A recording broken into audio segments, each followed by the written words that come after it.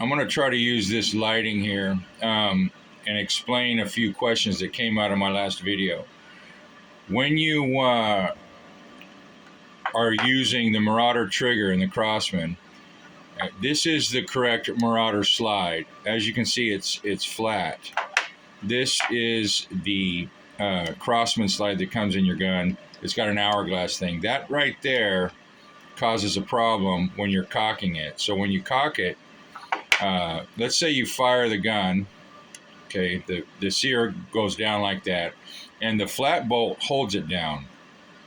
If you have and everything's fine with either hammer after you fired it. This is this fired position. Right there. Now, when you go to cock the Marauder trigger with the Crosman hourglass style hammer, halfway through the cocking process, this will do that number, and then it won't let you cock it the rest of the way because it catches right there and it won't go down. So you have to, in order to use the old style hourglass hammer, unmodified, you have to cock it with your finger on the trigger. That way this will bounce in and out of that hourglass relief, and then once it's all the way cocked, you can let go of the trigger and it's sitting there ready to fire normally. It's just cocking the gun that hourglass thing has a problem. When the gun is cocked with the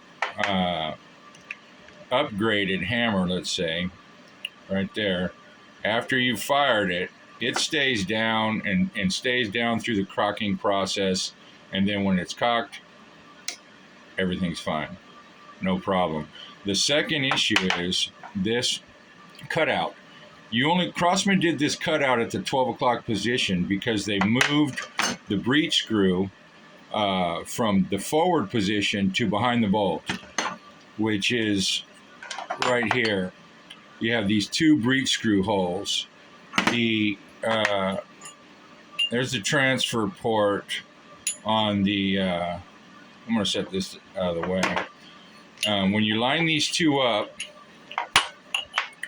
there's a transfer port lined up with the transfer port hole. This is the Gen 1 or forward breech screw position right here. Here's the transfer port. There's the transfer port, transfer port. The screw is here, so it's not a problem. The hammer can slide and strike this plunger and let the gas out, no sweat. But as you can see, when they moved the breech screw aft so that you would have easier loading of the pellets, they had to notch out right there because the screw actually protrudes inside of this chamber, and the slide, which goes in here, ends up striking the screw before it strikes the plunger. So they had to do this cutout. That's for Gen 2 only. So now if you have a Gen 2, you have to make that cutout, which I marked in black on the Marauder slide. Once you cut that out, then this will clear that screw as well, you know. So it's just a matter of modifying the Marauder hammer to be like the Crosman. You don't have to take that much out. So anyway, this slide works in Gen 1 and Gen 2 with the modification on the top, and you don't have to hold the trigger while cocking it.